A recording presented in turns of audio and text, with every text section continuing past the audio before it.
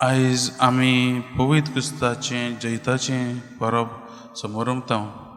आयच्या दिसाक आमी आमच्या सुम्या जेजू क्रिस्ताचो जैतिवंत जाल्लो हो उगडास करता. जेजून आपल्या मरणा आनी पुनर्जिवंतपणा वरवीं तो जैतिवंत जालो. ताणें मरणाचेर जैत व्हेलें. मोगाच्या भावान भयणो, ही परब आज समोर उमता ती 7व्या शेंकड्यांत रोमा शारांत ते समोर उमताले. ह्या कुर्साचे परब समोरताले कित्याक ह्या कुर्साचें जेजूक मुखारलो त्या कुर्साचे एक भाग तांकां मेळ्ळो आनी तो जेरुसल्याक आसलो. 4थ्या शेंकड्यांत भाग्यवंत हेलेन ही रोमकार पातशाय कॉन्स्टंटिनाची आवय, ताका हो कुर्साचो भाग मेळ्ळो आनी तो एक ते गोलगोता जाग्यार थंय पुरलोलो तिका तो मेळ्ळो आनी ताचे बरोबर आनीक 2 आसले.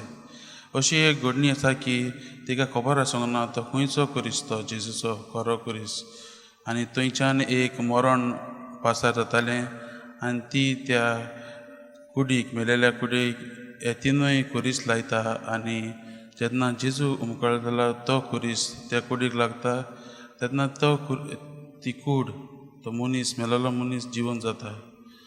पळय मोगाच्या भावान भयणो, आमचो जेजू ह्या कुर्सार मेलो. हो कुरीस जावन आसा आमकां एक जिवीत दितलो कुरीस.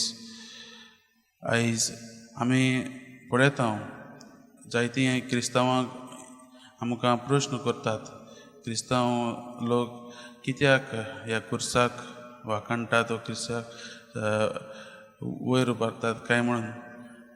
हे कुरीस जावन आसलें एक लजेचें खुणां. आमी सुरवातेच्या उतरांनी फादरान म्हणलां ते भाशेन आयकलां. एक लजेची खुणां, तेचेर किरमीदोर, ताचेर कोण नागवणे तांकां मारताले. हे मरोंक म्हूण न्हू, पूण चडशें लॉज लॉजे खातीर. आनी कुर्सार जो कोण उमकळटालो ताकाच न्हू, पूण ताच्या आख्या घोराब्याक ती एक लॉज कशी आसली, लॉज जाताली.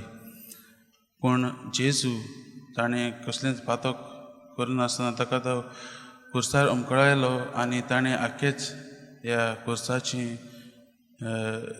अर्थूच बदल्लो. आज कुरीस जावन आसा आमकां एक जिविताची खुणां. आमकां पातकांतली सोडयल्यांत देखून ती सोडवणेची खुणां जाल्ली आसात.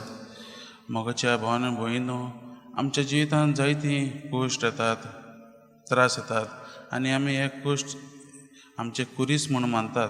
आनी खरेंच हे आमचे कुरीस देव बापान आमकां हे दिल्यात कित्याक तो जाणा आमच्यांनी ते उबारूंक जातात.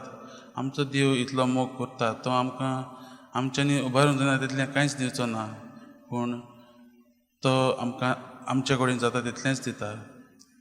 आनी आयज जेजू सांगता, जेजू आमकां दाखयता की आपूण देव जावन ताणें हो कुरीस उबारलो आनी ह्या कुर्सार तो उमकळून मेल्लो. मोगाच्या भावान भयणो, आयच्या शुभ वर्तमानांत आमी पळयलां जेजू निकोदेमाक म्हणटा आनी पयल्या वचपान पळयलां मोइसेसान अरण्यांत तो सोरोप उबारलो.